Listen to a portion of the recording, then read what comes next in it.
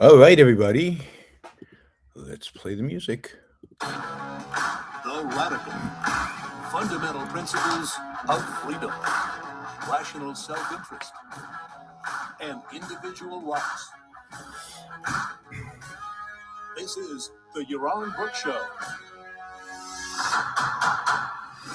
All right, everybody, welcome to Yaron Brook Show on this February 28th, the day that will go down in history as a positive day, as a day where civilization stood up for itself, a day where the geopolitics of the Islamic world will be changed, maybe forever, a day where Islamism, the enemy of the West, the enemy of the United States, the enemy of Israel, the ideological enemy of Europe, of really civilization, forget about the West, the enemy of civilization, has taken what I believe will be a mortal blow.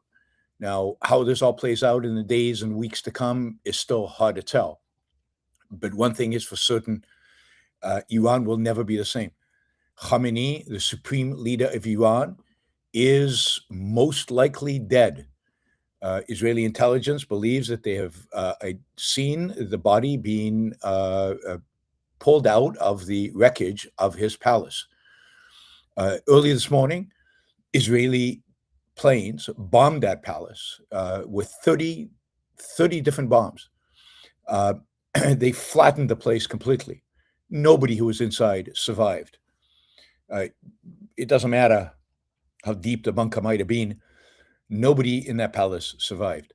It is quite shocking that the Iranians did not evacuate Khamenei out of there and place him in some other secure location, tried to hide it from Israeli intelligence. But it turns out, not surprisingly, and not for the first time, that Israeli intelligence is really, really, really good. And they knew where he was, and they have decapitated Iran. They have taken out the supreme leader. Not many countries have supreme leaders. They have leaders, but not supreme leaders. Well, Iran no longer has this particular supreme leader. It'll be interesting to see whether the political class in Iran can survive this. With the flattening of the palace, many of his family members were killed. Of course, the heir apparent to the supreme leader was his son. It's not clear if his son was in the palace, survived, didn't survive. Family members were killed. His advisors were killed. This is a massive blow to the Iranian regime. In addition, this morning, the defense secretary, minister of war, whatever you want to call it, of Iran was killed, as was the commanding officer of the entire Islamic Revolutionary Guard. This is in addition to dozens of other commanding officers, the commanding officers that survived the 12-day war. Many of them did not. Israel waited for the morning. They waited for many of these commanders to be in meetings, assemble together. It seems like the Iranians learned nothing from the strikes on in the 12-day war. They were huddled together. Israel struck them as they were huddling, and thus managed to cause dramatic losses to the Iranian military, to Islamic, to the Revolutionary Guard, and for the first time, really, to the Iranian political leadership. This is new. In the past, Israel has avoided going after the Iranian leadership. It was quite shocking that they went after the Hezbollah leadership 2 years ago, but they did.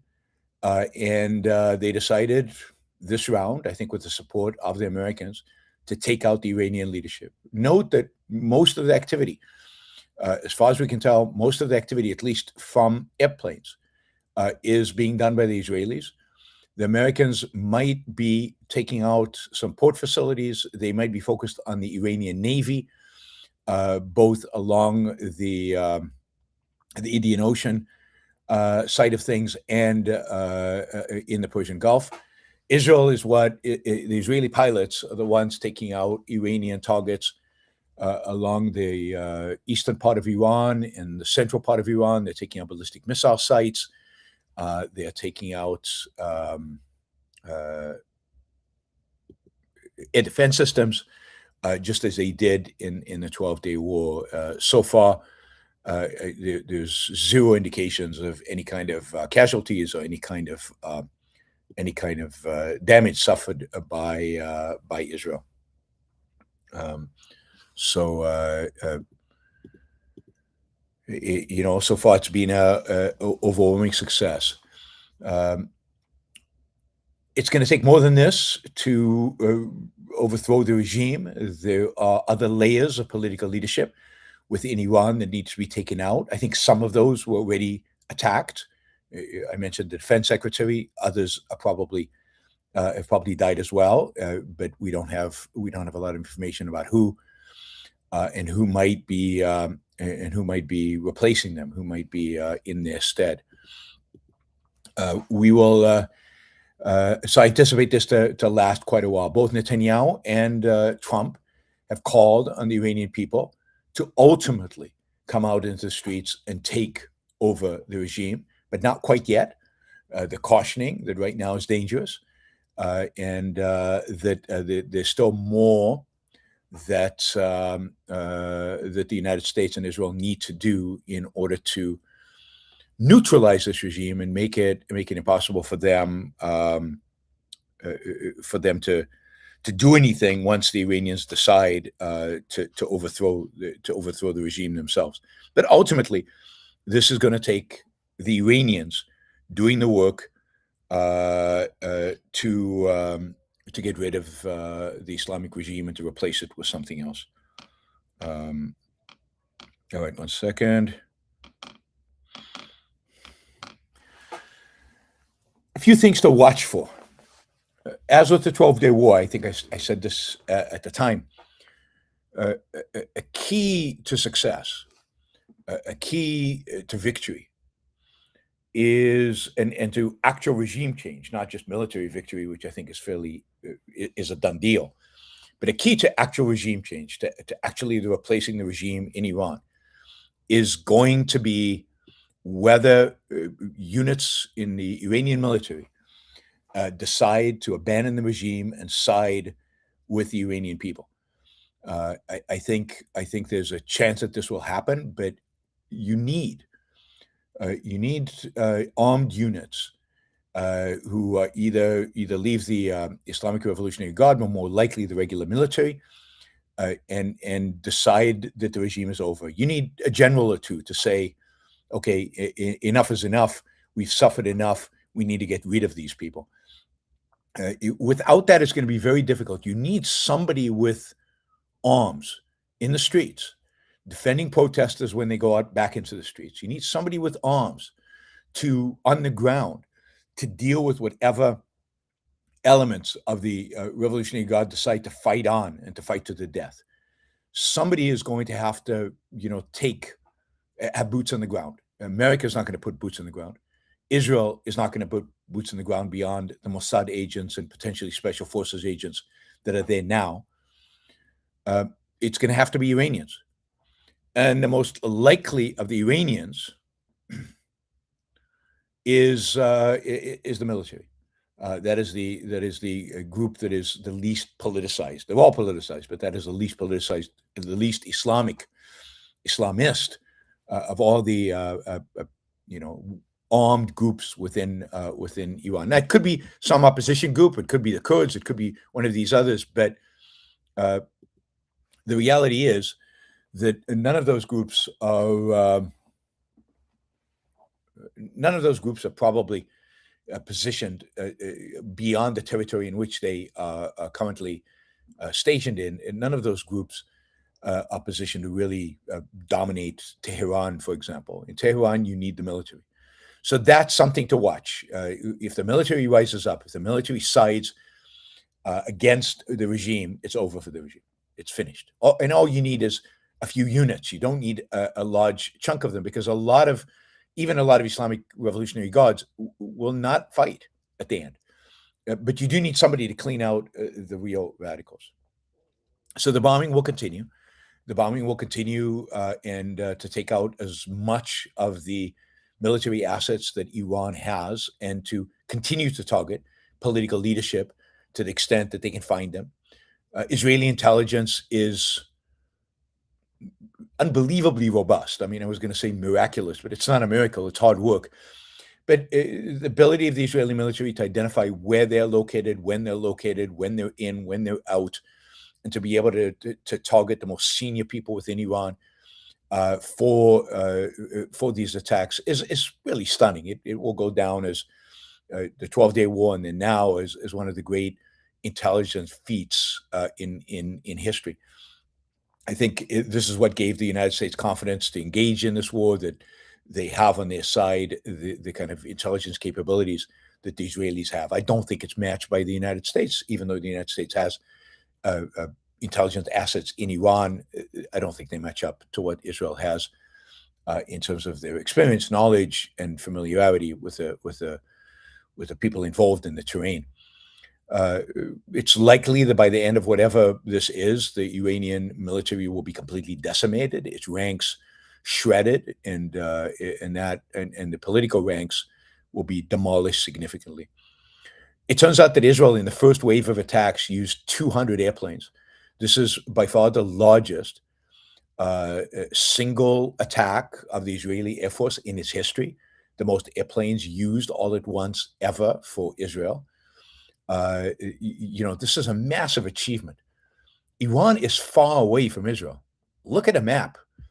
It's not easy to fly from Israel to Iran. Many of these planes, not all of them, but many of these planes need to be refueled.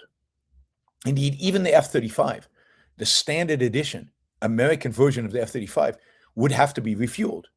Now, Israel has modified the F-35 without losing any of its stealth capabilities to make it possible for F-35 to fly to Iran, deliver payload, and come back to Israel without refueling.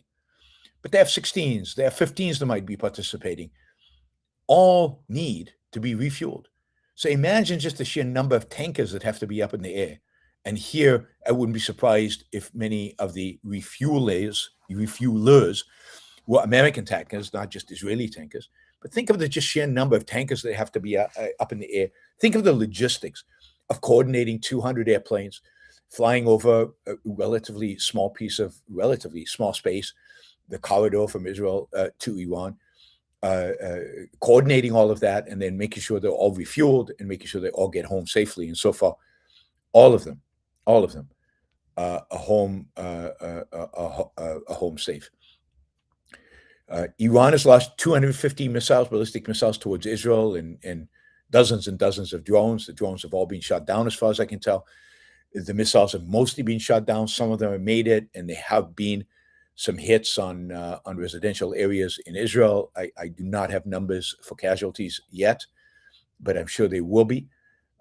They are blindly firing the ballistic missiles into population centers. Somebody is going to get hurt.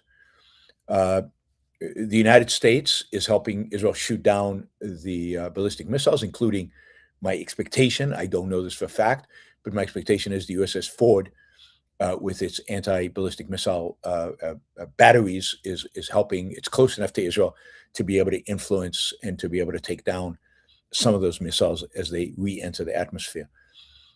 Britain has now deployed its Air Force. Remember, Britain would not let the United States use its airfields. But now that the war has begun, Britain has deployed the Air Force in defensive posture. So they're not bombing Iran, but they will be helping take down drones, taking down missiles, whatever the airplanes can do defensively. They will participate in this. As I said this morning when I first reported about the war, the Iranians, I think, have made a massive strategic mistake by attacking 7 different Arab countries. Now, maybe I don't know all 7, but Bahrain, Qatar, UAE, that's 3, Saudi Arabia, that's 4, Jordan, that's 5. I think they might have even attacked Oman, which was a mediator in this latest negotiations, and potentially Iraq, which would make 7. They've tried to attack American military bases, but for example, I saw a high-rise building in Bahrain get hit by a drone and exploded, in an apartment exploding into flames. Hopefully there was nobody there, but I wouldn't be surprised if there were casualties in Kuwait and in Bahrain and potentially even Saudi Arabia, where they don't have the robust air defense system that Israel does. What that has done is turned all those countries against Iran. And now, particularly Saudi Arabia, is allowing their airspace to be used to attack Iran. I don't know if they're allowing Israel, but they're certainly allowing the Americans to use that airspace. Remember, Saudi Arabia also has an air force. Saudi Arabia also has military capabilities. It spends a lot of money on defense. It could join this to make it even a larger effort. But basically, whatever friends, whatever moderate voices they might have been in the Middle East supporting the Iranians, they are gone. The only people supporting the Iranians are much of the Democratic Party in the United States and much of the EU, although not all of the EU, but many people within the EU are supporting the Iranians. I think the EU is the EU Foreign Affairs whatever minister. I don't think formally it's a minister, is convening a foreign ministers meeting to talk about Iran, and we'll probably get a statement out of there. But generally, they are supporting Iran and condemning the attack by Israel and the United States, as are several of Democratic parliamentarians. As I noted earlier, again this morning, I do believe that Trump should have asked Congress for permission. People said yes, but it would have been leaked. He didn't need to ask for permission for a specific strike. He didn't need to ask for permission with any operational details. All he needed to do was get a vote in Congress to give him the authority to determine the timing and the type of strike if negotiations failed. Something general like that would have not compromised any of the secrecy and the timing of this attack. That would have made this constitutional. As it is, it's not. But most foreign policy stuff that presidents have done militarily over the last 50 years, 60 years has not been constitutional. So add one to the list. This one at least is for a good cause and justified by American self-defense, justified by American interests. Those arguing that there is no American interest here at stake should be ashamed of themselves for the lack of knowing of history, for the lack of understanding of the geopolitics, and for the lack of knowing how many Americans are being killed by the Iranian regime since 1979. And the fact that Iran has been at war with the United States since 1979, the fact that the United States has evaded that fact, has pretended that it isn't so, does not change the fact that the Iranians know they're at war with the U.S. And this is a long time coming. This should have been done 40 years ago. And if not 40 years ago, then 25 years ago. It should have been done after 9/11, immediately after 9/11. Again, it should have been done when the hostages were taken in 79, but it wasn't. So when they had an opportunity, when the Iranians blew up the Marines in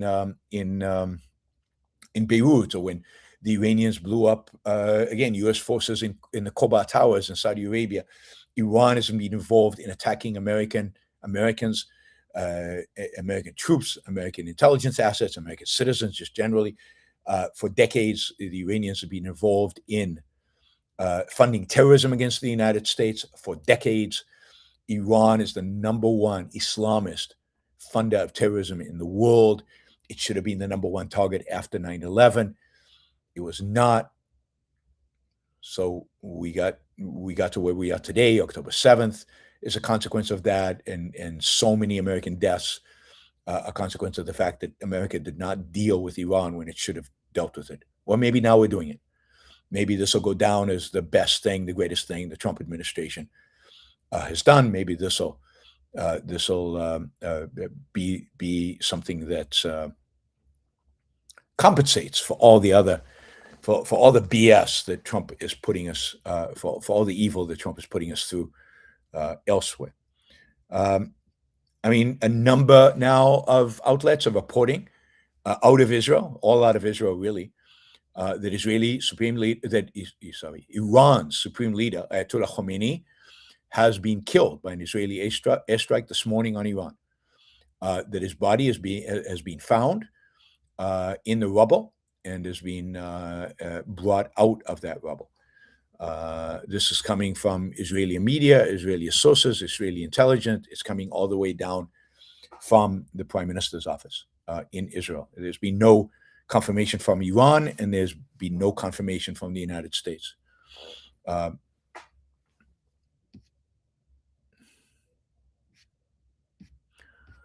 right. There are a lot of consequences to this, to the show of force. And if it indeed brings down the Iranian regime, this is a massive blow to Russia. It takes out a Russian ally, but it also shows the world the capabilities of the Israelis, and the capabilities of America. When America puts its mind to a battle, there's no military force on planet Earth that can match up against the United States. Some say China, but China is an unproven entity. And China looks at this. And says, do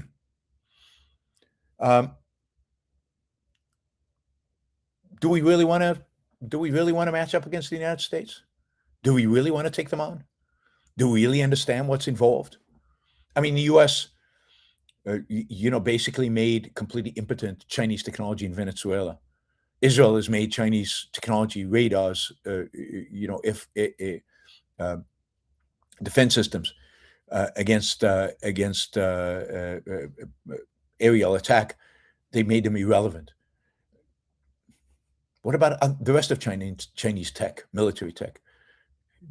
Does the United States, Israel, have the answers to it? Do the Chinese want to find out?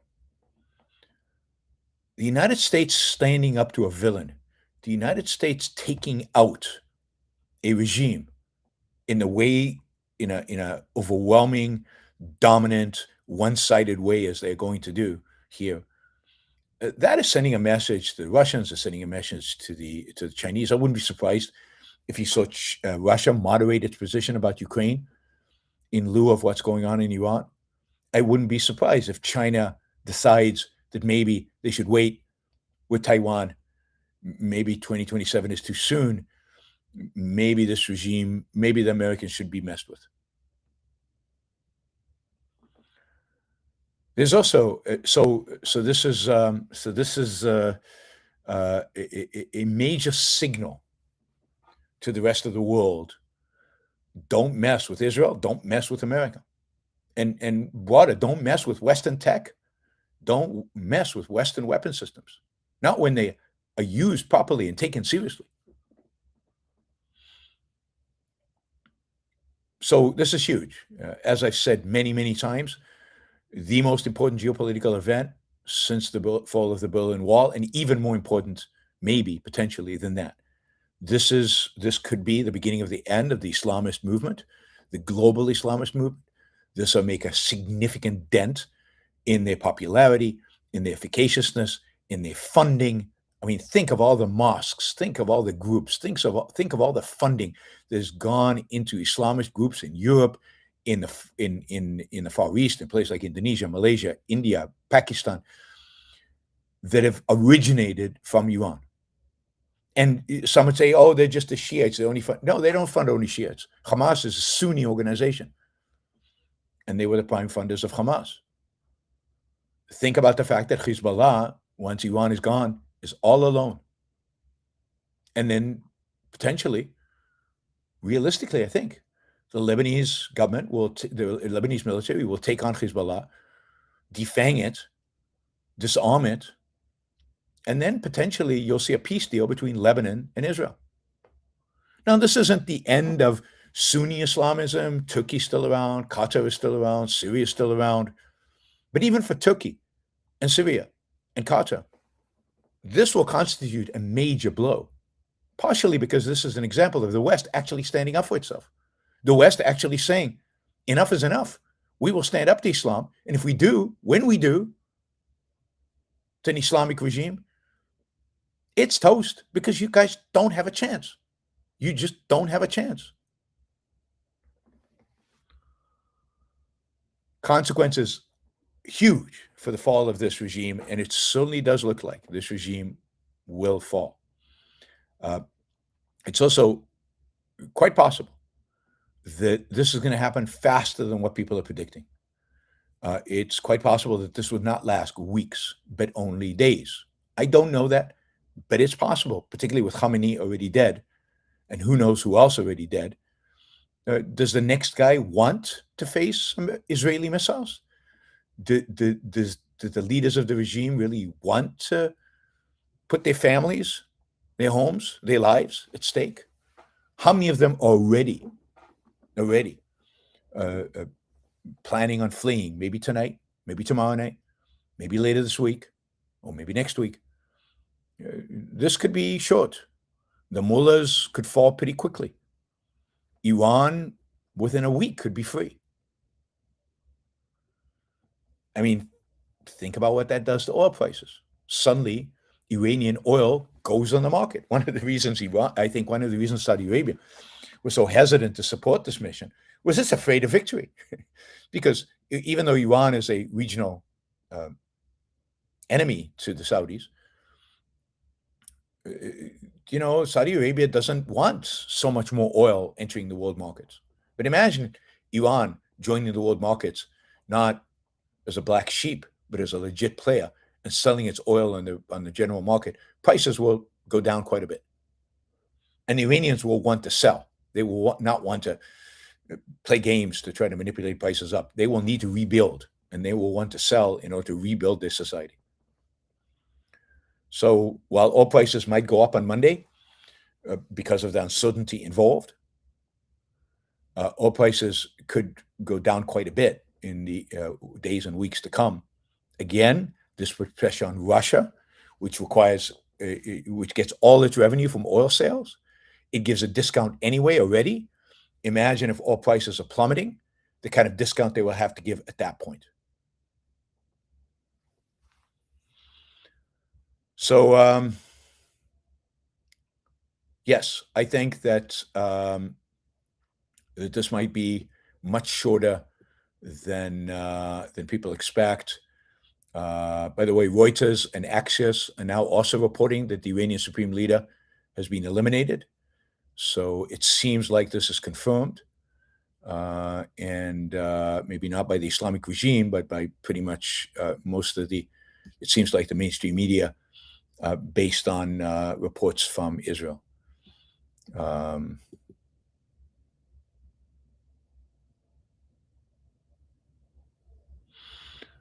right.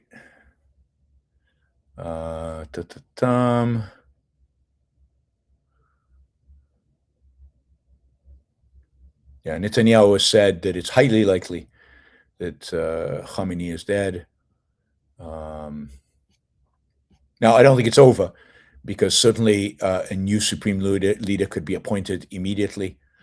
One of the things that's happening all over the West is you're seeing Iranians flooding into the streets, waving Iranian flags, cheering the United States, celebrating the dawn of a free Iran. I think now they'll probably be celebrating the death of Khamenei.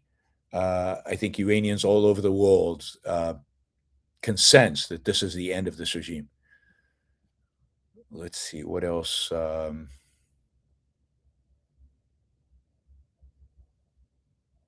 Yeah, I mean, an Iranian drone hit the Kuwaiti National Airport, right on the terminal. It hit Terminal 1 in the Kuwaiti National Airport. Again, not making friends with the other Gulf states. Now, Iran did announce earlier that it was closing the Hormuz Straits. Again, this is a strait by which almost all of the oil supply for the world goes through. At this point, ships are still traveling through it. So I think that is more bluster than reality. My guess is that the United States Air Force and Navy's primary mission right now will be to keep the straits open. That is, Israel will take care of Iran, Israel will take care of Khamenei, Israel will take care of the political and military leaders, and the United States will keep the straits open, will keep oil passing through the straits, and then once that is done, maybe join in the fight elsewhere around Iran. Although, as I said, ballistic missiles from the United States, from the U.S. ships, were part of the attack this morning. It looks like in Iran, people are hunking and people are cheering and celebrating the death of Khamenei, so which should not be surprising. Senior defense officials tell Fox News that the United States agrees with the Israeli assessment that Iran's Supreme Leader Ayatollah Khamenei is dead, along with 5 to 10 other top leaders in the Iranian government and military, who were all meeting at Khamenei's compound in Tehran early in the morning on Saturday. I mean, these people are idiots. They really are not very smart.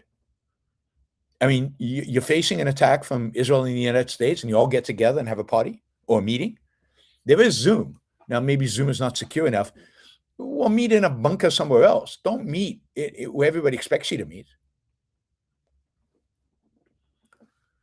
Maybe they just couldn't believe that the Israelis would have the audacity to actually bomb the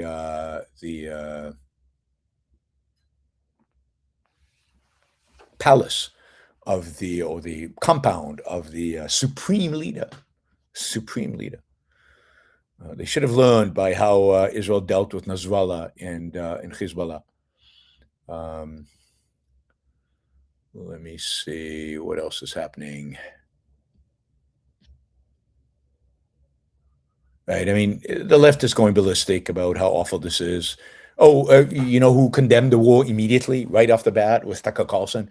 Condemned as thousands of Americans are going to die. My expectation is very few, if any, Americans will die. Yep.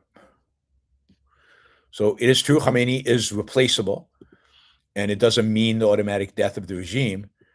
But neither Israel nor the United States are stopping with the death of Khamenei. They will go after the rest. And just like with Hezbollah, eliminating Nasrallah made a difference. And it shook Hezbollah to the core. And this is shaking the regime, the Islamic regime, to the core.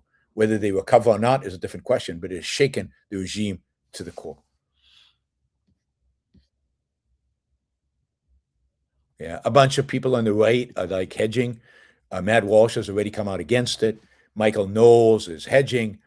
To ascertain the justice and prudence of the strikes, one requires information that most of us simply don't have. How imminent really was the threat of Iran's nuclear program? What is the likelihood we can effectively and efficiently implement a new friendly regime? Da-da-dum, da-da-dum, da-da-dum.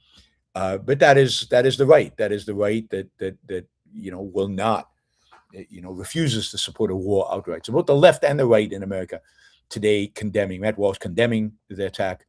I'm sure Ben Shapiro is very much for it. Yeah.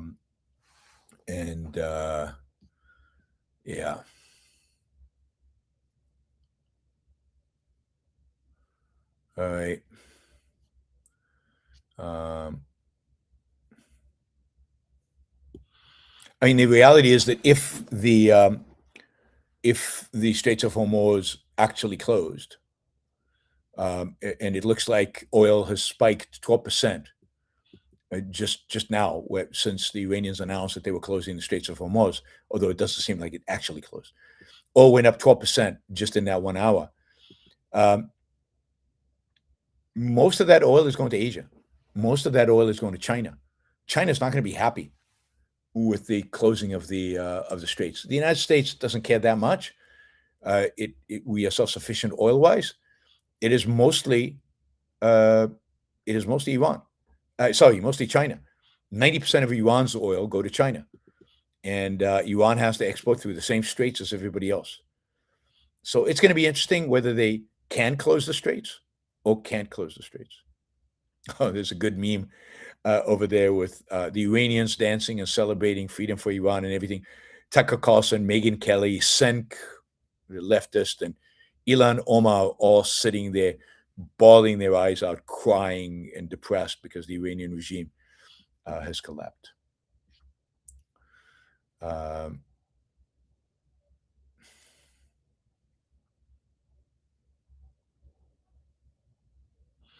All right, a lot of people expressing skepticism about whether regime change can be affected from the air alone.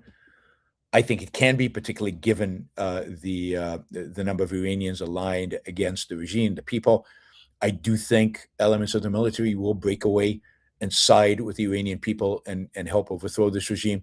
So I think that airstrikes will weaken the power of the regime itself enough so that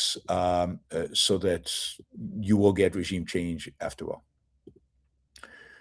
All right, I'm going to look at see if there are any questions. But in the meantime, let me just say, if you like the fact that I go live and update you about breaking events, if you like the kind of coverage that I provide about things like the Iran war, please provide value for value.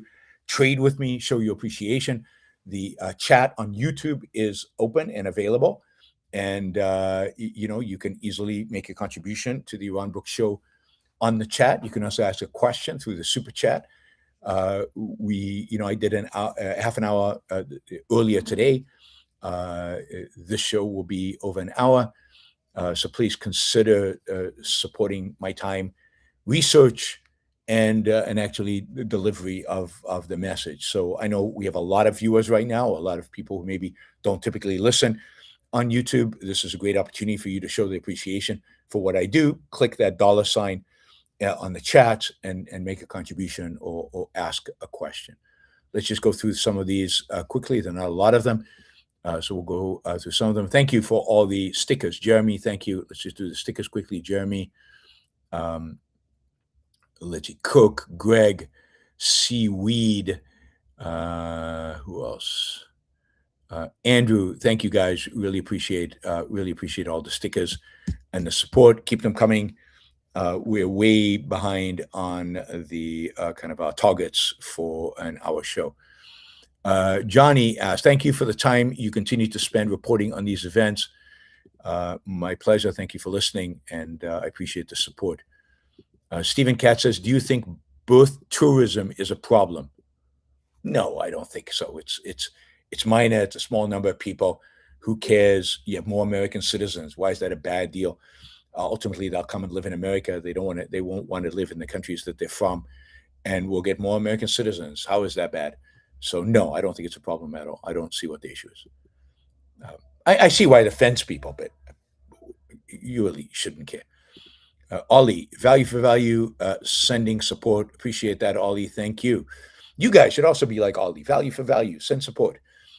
Linda, thank you for keeping us informed. It's a new and free day for Iran. I certainly hope so, but I think we're closer than we've ever been before.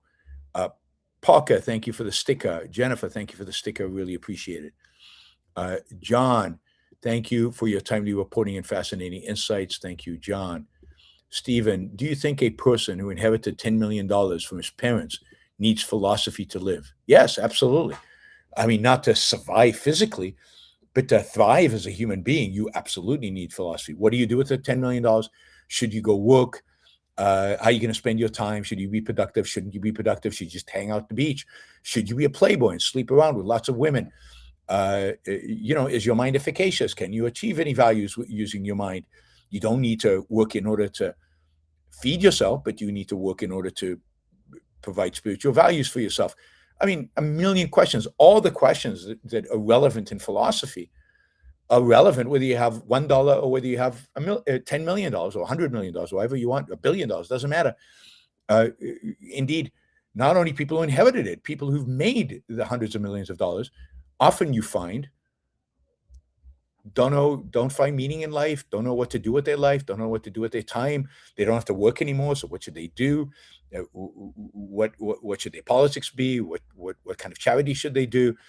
Should they do charity? All of that all requires philosophy.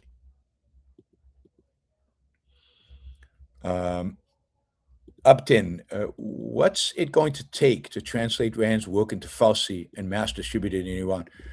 I don't think it's going to be that problematic once this regime is replaced. I think there are people in Iran, including the son of the Shah, who I think has read Ayn Rand, who I think would be happy to help translate them, help get them published, find a publisher in Tehran. I don't think it's going to be a problem at all once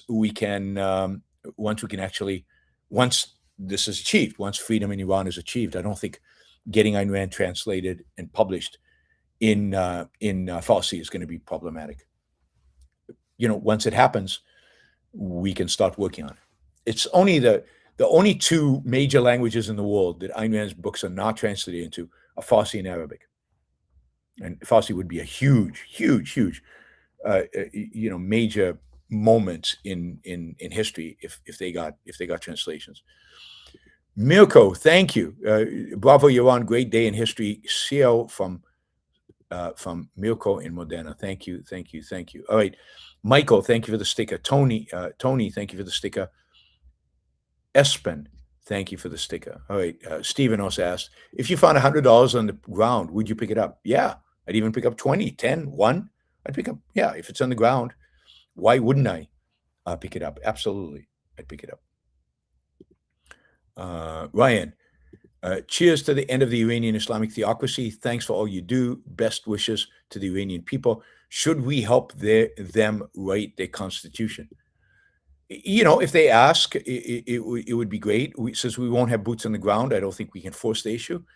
But it would be great if they were inspired by the American Constitution. Again, I don't know this for a fact, but I do know that the son of the Shah, who might be a unifying figure when he goes back to Iran, the son of the Shah has read Ayn Rand and was influenced by a friend of mine who is no longer with us years ago, who was an objectivist, and I think influenced him with objectivism. So, they might have a decent grasp. I think he was even helping him write a potential constitution for Iran. I'm not sure of that, but I have this recollection.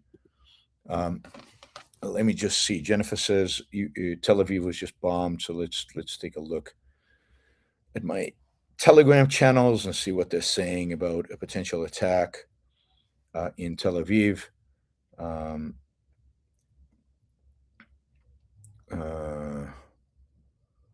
Okay, everybody's being asked to be in the shelters. They're not giving you the location of hits because they found that the Iranians used that information to better target their missiles. But a bunch of missiles were sent to central Israel a few minutes ago. So likely some of them probably landed. The Israeli Air Force is in Iran as we speak, bombing targets right now as we speak. Let's see. Videos of the Iranians celebrating.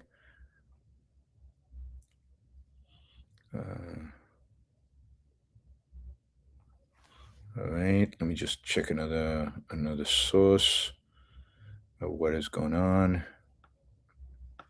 Okay, that's just Air Raid Shelter's announcement.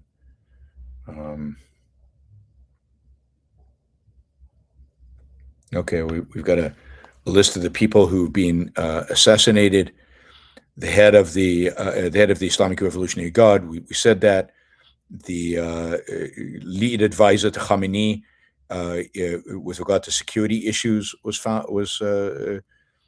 killed. The head of the military attaché to Khamenei was killed. The defense minister was killed.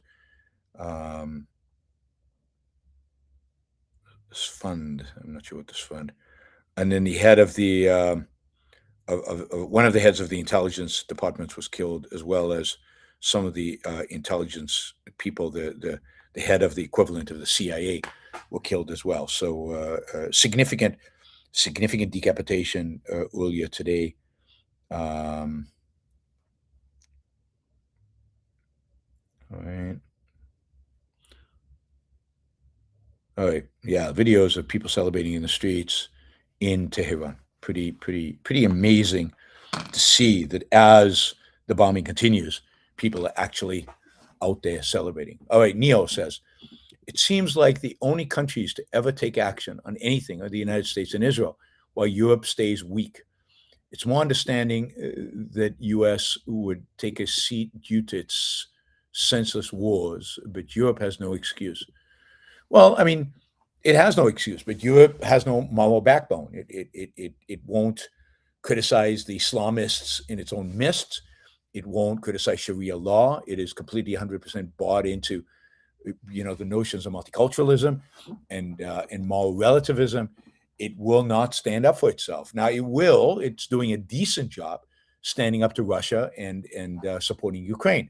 But as soon as it goes beyond the realm of directly affecting Europe, and particularly when it comes to the Muslim world, which it blames itself for, because everything bad in the world is a consequence of colonialism, Europe, is just impotent and refuses to take any actions. Now, as I said, the Brits do have airplanes up in the air above the Middle East, helping to knock down some of these drones and some of these missiles. I think partially at the request of some of the Arab nations that were attacked by Iran earlier today.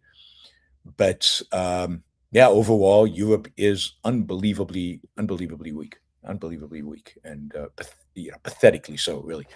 And this just shows how morally bankrupt the continent is, and European culture is. And in that sense, Europe needs to reform. Now, the fact that America has a partial backbone right now doesn't change the fact that America needs reform as well. That is, this should have happened a long time ago. The fact is that Iran has directly attacked the United States in ways that Iran has not directly attacked Europe. Indirectly, yes, but directly. The reality is that a Democratic president would not do this, and Europe is much more like the Democrats than they are like the Republicans, even on foreign policy. Foreign policy is the only thing that Republicans are even moderately, sometimes better than Democrats at, because when it comes to economics, there's not much of a difference. TK Chaturaj, thank you, Yaron. Thank you. Really appreciate the support. Thank you. Let's see, we had Will. Will, thank you for the sticker. Appreciate it. And Enric, thank you for the sticker. Really appreciate it. All right, let's go back to some of these questions. You can keep them on because there's not a lot. And in between, I will check on the news. I mean, basically, Twitter is flooded with notices that that Khamenei is dead. I mean, it would be amazing, right?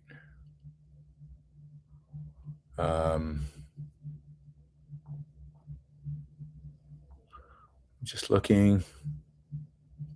I mean, Trump is saying this could be long, this could be short. I have a lot of off ramps. I could stop anytime I want. He's not committing all in. He's not gone all in. I think the Israelis are all in.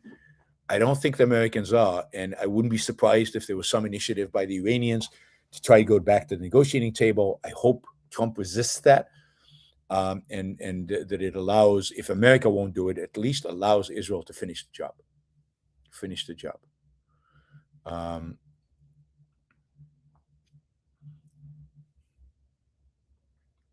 All right, let's see what else we have here. Yeah.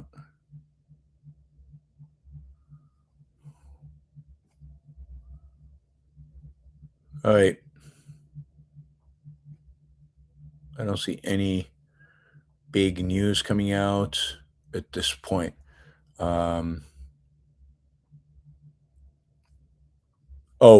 Secretary General of the United Nations now has condemned the military attack. I'm shocked. I'm surprised. The UN is attacking. What the hell? Daniel Hannan has a whole list of ways in which 1979 the Iranians have killed and attacked and harassed and used violence against Brits.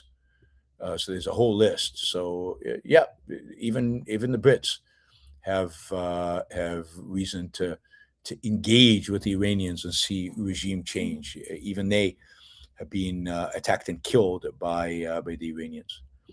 Greg says, how would you contrast the morality of Judaism with the morality outlined by Ayn Rand? Give me a minute. Give me 1 minute.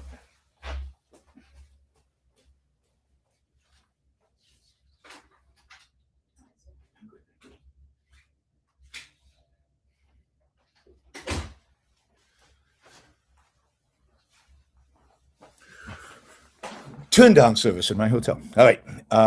God, that is a big question to ask right in the middle of this. And Amin comes in with $500. I hope, Amin, that the family you have in Iran are safe. I hope they stay safe. I hope they get to breathe the air of freedom soon enough. I hope that you will be able to go back to visit. I hope that that there will be, that you and your family will be able to celebrate the freedom in Iran soon. Amin says, in spite of the fact that, again, he has family there, he's from there, he has family there, he says, great day today. Not in spite of, because of. He has a direct interest in seeing Iran liberated, and seeing Khamenei. Khamenei's already dead, but seeing this regime and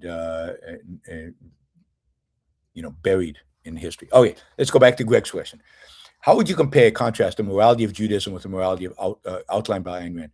Well, I mean, the big difference is that the morality of Judaism is a morality of authoritarianism. Is it a morality dictated by a God without justification? It's a morality that is arbitrary and random.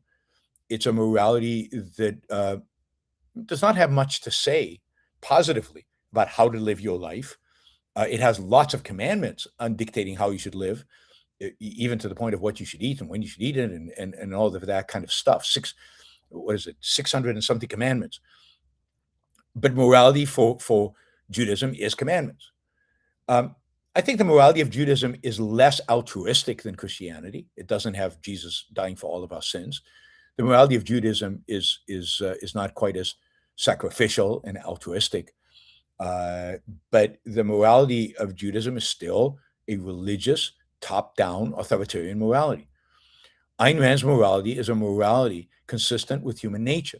It is a morality, in a sense, derived inductively from human nature, from the nature of existence, from observing the world, from observing what is successful for human beings, given the kind of animal human beings are. Ayn Rand's morality is derived from nature, in other words. It's derived from the facts of science.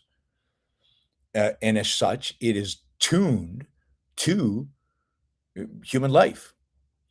Ayn Rand's morality places emphasis on things that Jewish morality just doesn't. Yeah, Jewish morality says, shall not murder, but shall not murder. Ayn Rand's morality is that shall not initiate force.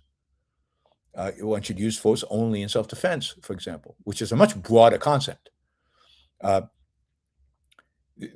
is no real respect for individual rights, so individual happiness. There's no striving to individual happiness in morality. They might be in a culture of Judaism, but not really. But there's nothing in Jewish morality that says that your moral duty, your moral purpose in life is your own happiness. That doesn't exist. So they're completely different. There's nothing similar about them. Judaism is a primitive, authoritarian, top-down morality, derived from, not derived, but commanded by ancient books. Ayn Rand's morality is derived from nature and from the nature of man, to be consistent with the nature of man and targeted at success in this world, whereas Jewish morality is targeted at pleasing God. So by every measure, it's different. Graham, I just wanted to show my support. It's a great day, and hopefully one that will change the world.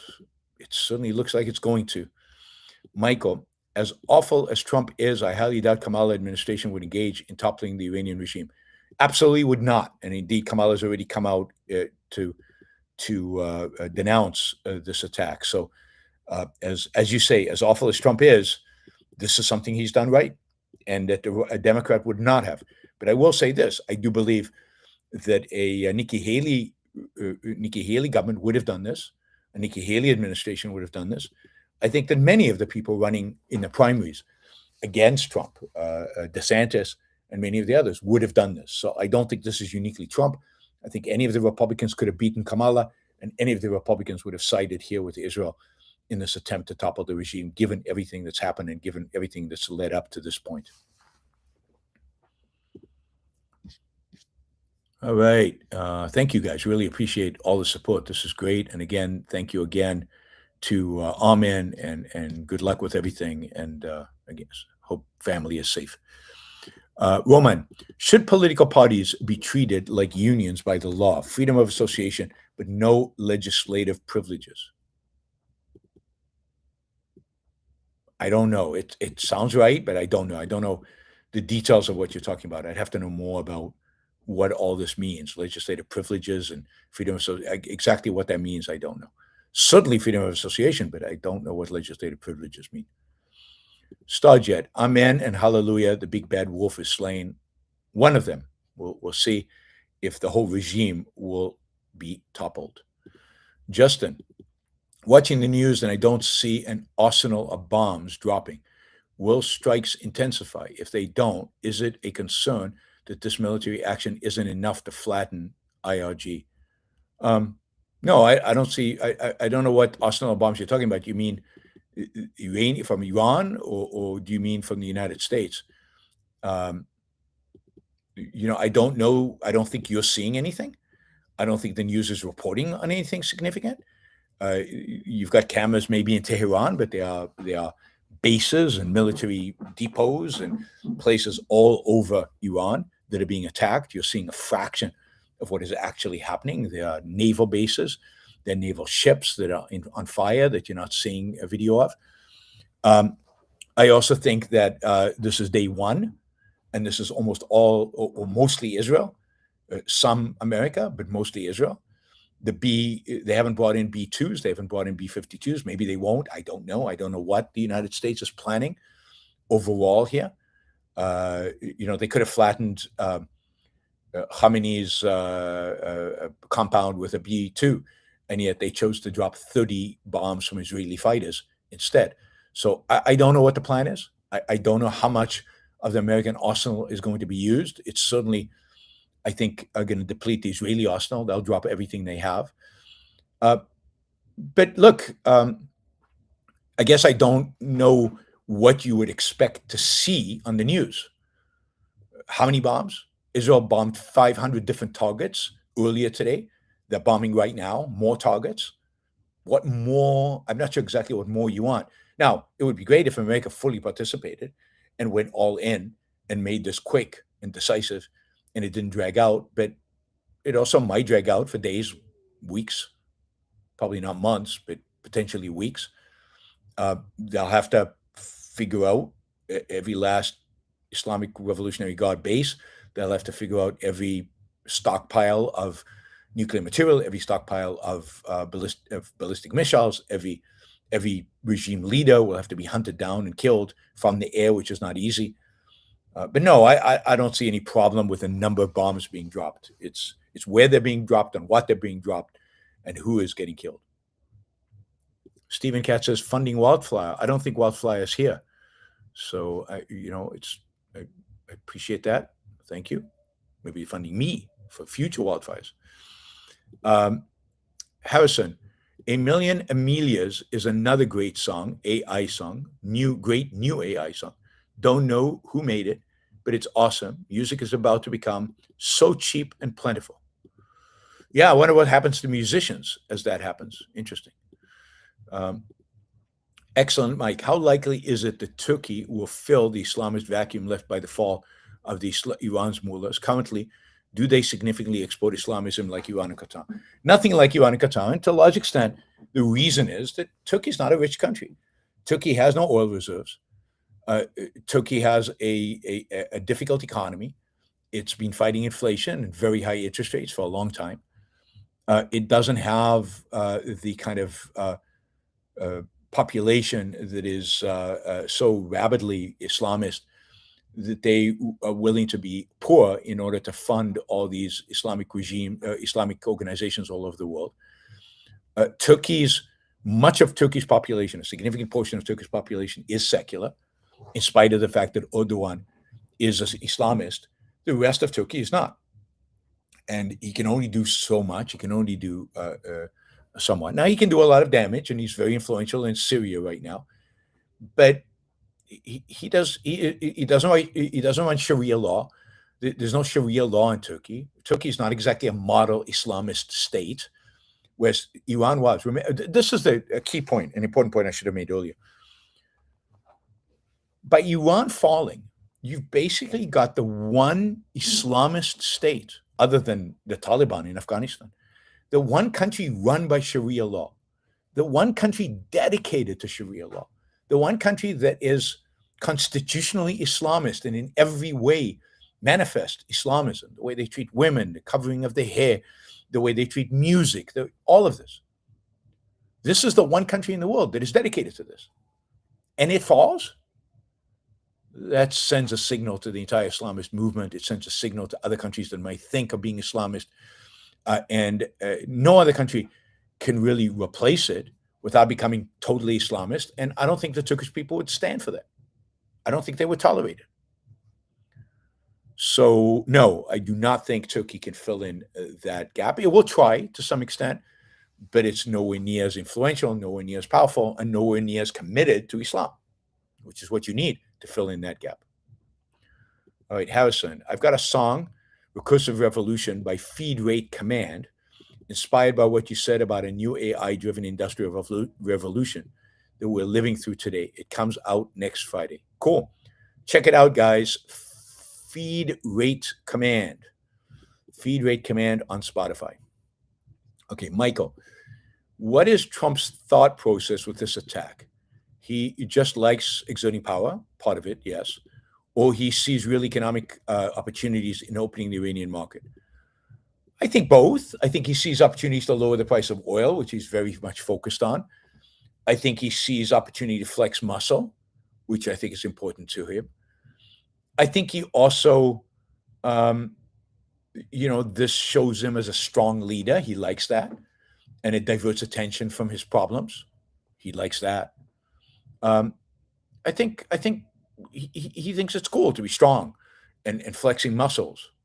It's that is I think a lot of who he is tied up with that kind of stuff, and this is a great opportunity for him to do exactly that. I also think that there are people within his administration, and maybe him as well, who genuinely support Israel and genuinely view Iran as a threat. Remember, Trump did take out Soleimani, the head of the Islamic Revolutionary Guard, in his first term in Iraq, and so he has been willing to strike Iraq in the past as well. So this is just taking that to its full logical conclusion. So I think that's what he gets out of it, and it's a diversion. His poll ratings are very, very low. He can't go any lower. Might as well do something like this with the hope that it improves his chances. If you get regime change in Iran, does that improve the chances of Republicans in the midterm elections? Maybe. I don't know. But it could very well be. Stephanie, globalize the IDF. No, don't. We don't want the bad guys to be as competent and as amazingly efficacious as the IDF is. Israel needs the IDF. The rest of the world maybe can do without. Michael, every regime that tries to destroy the Jews always loses. Oh, I don't know. Christianity tried to destroy the Jews, and it survived for a long, long, long time. The Romans tried to destroy the Jews. Yeah, they lost in the end, but it took hundreds of years. I wouldn't generalize like that. Reason 2025. Thank you. This is some Steve Brunetti. Thank you, Steve. Really appreciate the support. Thank you. It's $100. That is very, very generous. Michael, are we seeing the beginning of the end of the theocratic authoritarian model? Will the Arab nations start mimicking Dubai instead? Well, I mean, they are already, right? I mean, which Arab country is moving towards theocracy? The only one really is Syria, and that is spurred along by the Turks. And this might change the dynamics in Syria. This might change that. But really, the rest of the Arab world is moving towards a Saudi, UAE, Dubai type model of authoritarian regimes, but authoritarian regimes and Muslim regimes, but authoritarian regimes that don't trust the Islamists. Remember Saudi Arabia and Dubai, the UAE, have outlawed the Muslim Brotherhood. Europe hasn't outlawed the Muslim Brotherhood, but and America hasn't consistently, but Arab countries have. So we will see. We will see what impact this has on places like Jordan and Iraq. Iraq is in play now. Once Iran is gone, once the Iranian influence on Iraqi politics is gone, if Iran can become a truly free country, wow, that changes Iraq. Iraq now has a shot at actually changing its ways in becoming a functional country, in destroying the elements of Islamism in Iraq. And God, the spillover effects are amazing. And again, the spillover effects of what we're seeing right now are going to be massive. This is a massive geopolitical event. This is not just another war. This is a war that could change the world. It from anywhere from impacts on Russia and Ukraine war to impacts on pretty much everything in the Middle East. Stephen, thank you for the sticker. Really appreciate it. Okay, let's check. I ran out of questions, so let's check the Twitter feed and my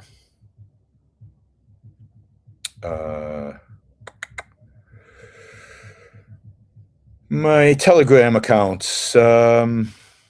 Still Iranian missiles in the skies of Doha, which is in Qatar. So that's pretty amazing that the Iranians have decided to bomb Qatar. Right, it's one ally in the Middle East. Wow, these pictures of Iranians going out to the streets and celebrated are pretty amazing. I mean, actually, large groups of people hanging together, very dangerous in a war zone to be doing this. But real energy, music, dancing, pretty amazing stuff. Okay, there's a missile that did drop somewhere in central Israel. They won't give it won't give the location. Unfortunately, Israelis have taken photographs of the hit, and that is being used by Iranian media to suggest that it is inflicting significant damage on Israel, which it is not. Israelis are being asked not to take photos and not to upload those photos onto social media so the Iranians can't use it as propaganda. Israelis are doing it anyway.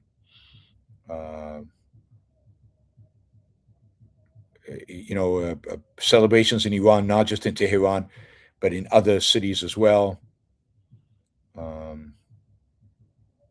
And people are out in the streets. It really is amazing, the courage. Let's see. All right, now we're seeing Israeli media reporting on a ballistic missile that hit in Tel Aviv. We've got at least one person who is six people who are gravely injured, one medium injury. So far, 7 injuries in the Tel Aviv area. This is, they're actually showing pictures of where it hit. I'm trying to see if I can identify. I can't really tell. It looks like close to center of Tel Aviv, maybe north center of Tel Aviv. Very densely populated area. But I might be wrong. My geography, my knowledge of Tel Aviv is very mediocre these days. Let's check over here. What do we see? 7 injured. So remember, Israelis, including my family, are still in safe rooms, in air raid shelters. This is still a very, very deadly situation in Israel. All the Iranians can do is lob these kind of dumb ballistic missiles, and a certain percentage of them, a small percentage luckily, but a certain percentage of them do get through the aerial defenses, even with the USS Ford there and with all the Israelis' very advanced anti-missile technology. Some of them do get through. We will see. Hopefully there won't be more casualties on the Israeli side. Let me just see if there's anything here. All right. Thank you, Unsam. Really appreciate it. $50. Really appreciate the support. Thank you. Let's see. I think we've got another question. Oh, we got a bunch of questions came in. Okay. And Mirkat says, I'm waiting for the day I can sit down in some anime Nico cafe on Pahlavi Square, Am Israel Chai, and Payande, Iran. Yeah, somebody suggested today that maybe a year from now, I'll be doing the Iran Book Show from Tehran, live from Tehran. That would be pretty amazing if we reach that point. That would be really, really, really, really something. Starjet, this will boost Trump's midterms and save his presidency. Maybe, maybe not. Americans don't care that much about foreign policy. Americans, while they support, I think, overall this attack on Iran, I don't think it plays that big of a role in their thinking. They're much more concerned about pocketbook issues than they are about what's happening in Iran. Rahazam says, thank you, Yaron. I'll catch it after, as I usually do. You are my news from home to work and back. Glad to see Iran government getting what they earned. All the best and safe travel. Thank you. Thank you, Justin. It's $100. Really, really, really, really, really appreciate that. And Mirkat, YouTube won't let me say the thing I like to say. They're silencing you. What can I say, Mirkat? But you know that I know what you want to say, so don't worry about it. Hi, Iran. Did you acknowledge Wildflower? She came back. What about the Taliban? Are we at war with Iran now? Yeah, we're definitely at war with Iran. The Taliban is not going to support the Iranians. They don't like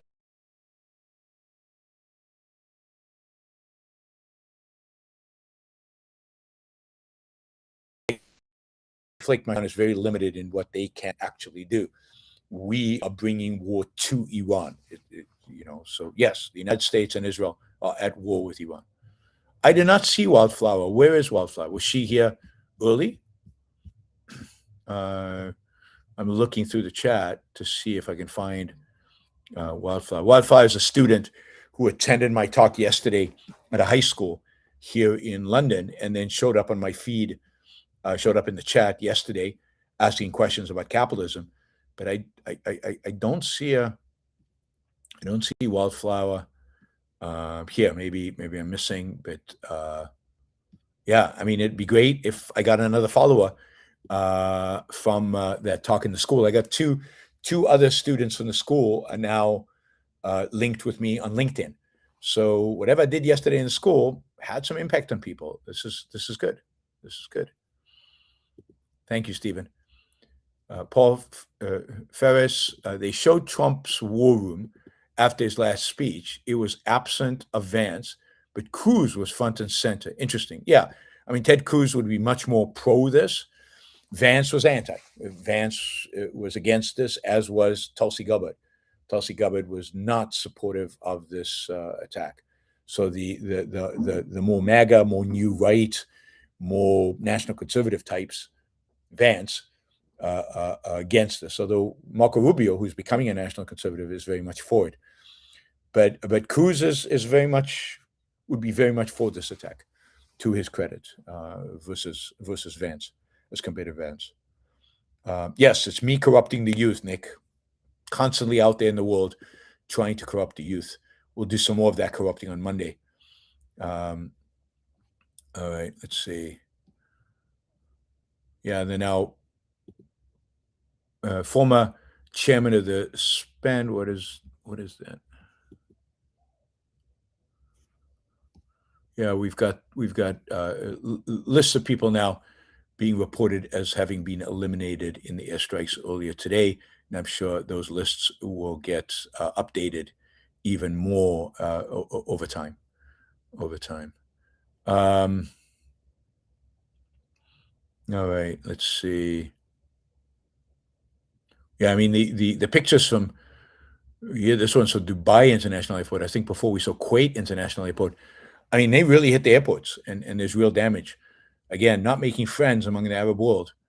All right.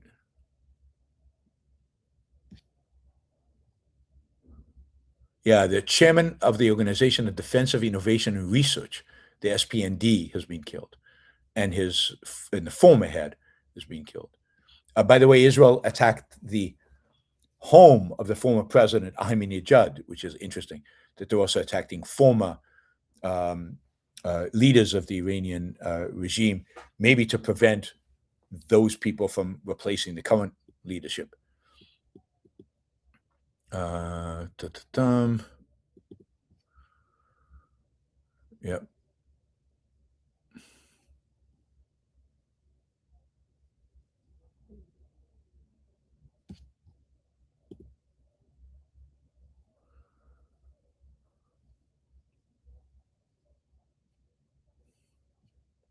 Yeah, I mean, people are pointing out the extent to which F-35s are flying into Iran, which is protected by some of the most advanced air defense systems in the world, multi-layers, Russian systems, Chinese radars, and all of that, and it means nothing to them. Means nothing to them. They go in, they destroy those systems, they destroy those radars, and the airplanes themselves are not threatened by any of this. It is, it just shows the superiority, the significant, dramatic superiority of America air power, and this is, and wow, there's some amazing footage of the airplanes flying and what they can do with an F-35. But this just shows that if a country like Ukraine had F-35s, if a country like Ukraine had American technology, they could establish air dominance, and the drones would become less relevant, because once you establish a dominance, you win. I mean, it's very difficult to deal with F-35s, F-16s that are not threatened by the ground. Let me just see what else we have.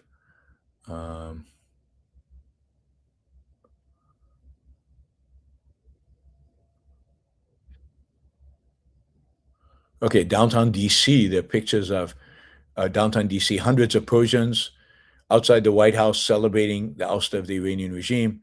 I mean, Iranians are celebrating, not in Tehran and all over, really all over the world. So very, very, very cool. Let's see, what does Ann Coulter have to say? Let's see if Ann Coulter has something interesting to say. The United States has been slapping around Iran for a decade. They did nothing after Trump killed Qasem Soleimani, a revered figure, and now we're supposed to believe Iran is the biggest, baddest monster in the world. Yeah, good for Ann Coulter. At least she gets the stupidity of the Tucker Carlsons of the world thinking that something awful is going to happen to America because of this.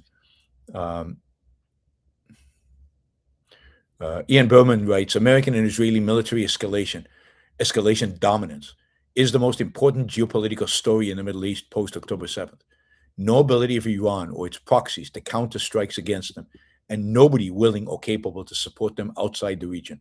Yeah, we're the Chinese, we're the Russians, silent, nothing. I mean, they're condemning this, but they're not doing anything about it. All right, here's some update on the United States. The U.S. armed forces carried out nearly 900 strikes on Iran in the first 12 hours of Operation Epic Fury, according to Fox News, with strikes being launched from land, sea, and air, and including drones, all while defending against hundreds of incoming Iranian ballistic missiles fired at Israel and U.S. bases across the Middle East. According to officials in Bahrain, at the headquarters of the U.S. Navy's Fifth Fleet, the Iranians hit an empty warehouse and a radome. I don't know what a radome is. 900 strikes. So somebody was saying not enough bombing. 900 is a lot, and you add that to the 500 Israeli strikes. That's 1,400 strikes in one day. That is a lot of strikes. That is a lot of power. So, and it looks like the Air Force did participate, planes did participate. So maybe I was wrong by emphasizing that it was just the Israeli Air Force. I mean, the Islamic regime is completely crippled defensively and offensively. And really that was done, let's put this in perspective, that was done in the 12-day war. The 12-day war just basically crippled Iran, took out, there's no way they could have recovered in the 6, 7, 8 months since then. There's no way they could have recovered, by now. So this is the effect of the fact that the 12-day war achieved what it achieved. Now Israel and the United States have free reign over the over Iran. There've been these memes every time the U.S. does something like there's a picture of Marco Rubio becoming the president of Venezuela, and then there was a picture of Marco Rubio becoming the president of Cuba, and now there's this video. It's pretty funny of Marco Rubio becoming the supreme leader of Iran, dressed in the whole mullah outfit and the whole deal. It's actually pretty funny that somebody managed to do this that quickly. I guess AI. This is what AI can do these days. Okay, according to one release, the first 24 hours were Israel, the next 24 hours are America. America has a lot of aircraft in the vicinity. Now, the UK denied Diego Garcia and British airports, but it doesn't matter. The B-2 could fly from anywhere. It could fly from Missouri over the Atlantic, deliver its payload, and return without landing. It's done it before. So we haven't seen the B-2s. We haven't seen the B-52s.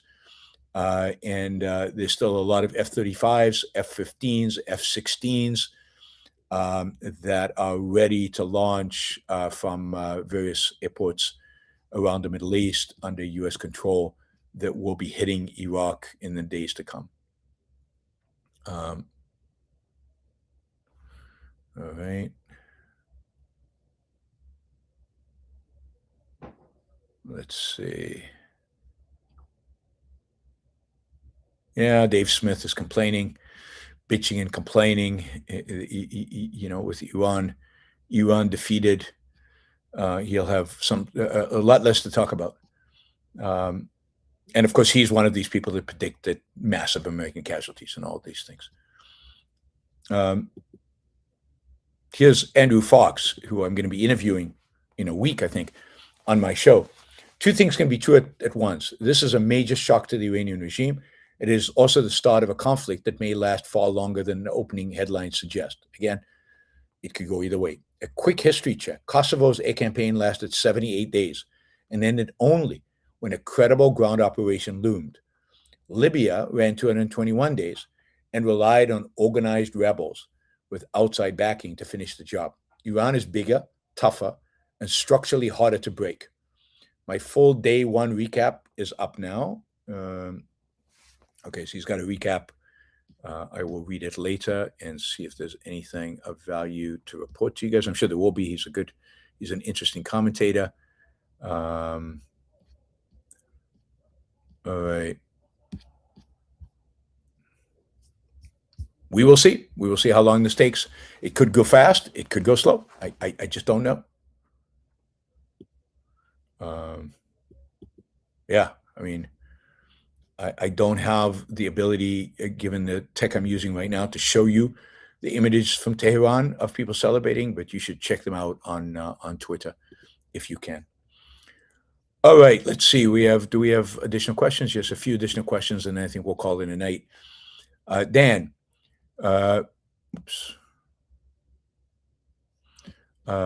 Dan says, really appreciate these live updates. Thank you for this wonderful news.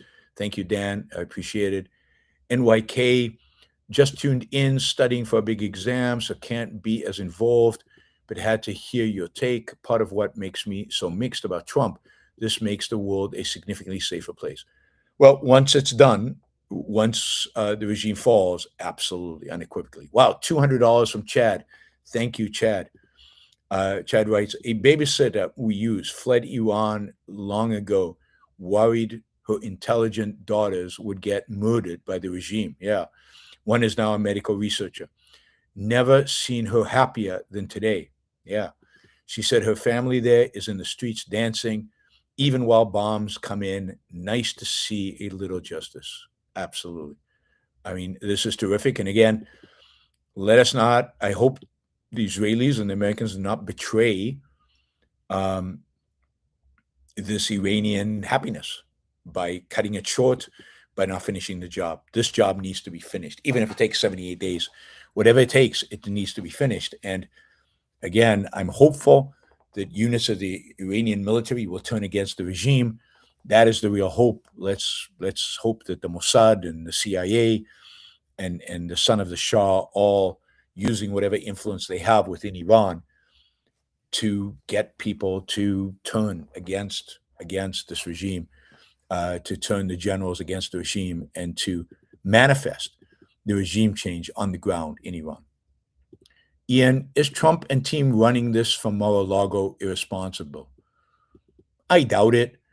I don't think they're running stuff. I think the generals are running it. The command is in, I think, Qatar, and they're running it. I don't think, and I think the Joint Chief of Staff is in the Pentagon. I think Trump is going to get credit for Commander in Chief, but he doesn't run the operation. There's also this is not China or Russia, which have intense intelligence and listening capabilities and everything. This is Iran.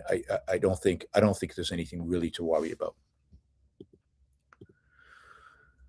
Jim says, great following along with you today, Yaron. Thanks so much. I appreciate it, Jim. Thank you for the support. $100. That is fantastic. All right, what looks like the final question. Lincoln, hoping we find a date Yaron can corrupt University of Arizona. I hope so too. I'm not going to corrupt the university, but I hope to corrupt a few minds among the students at the university. That'll be terrific. Thank you, guys. Thanks for all the support. Really, really, really appreciate it. I will be back tomorrow, depending on what actually happens and how much news there is. I might be back more than once. We'll see. Tomorrow is Sunday. I'll definitely be here in the evening. We'll see about during the evening here in London. I'm in London, remember. I'm traveling. If there's news first thing in the morning, I'll try to come on London time in the morning as well. Let's just play by ear and see how much news and how many broadcasts are justified. Have a great rest of your weekend. Let's hope that what is happening right now, what is happening right now in Iran actually brings about the fall of this regime. Let's hope that it's quick. Let's hope that the Iranian people will have reason to truly celebrate their freedom in the days to come. Have a great night. Have a great weekend. Probably see you tomorrow. Bye, everybody.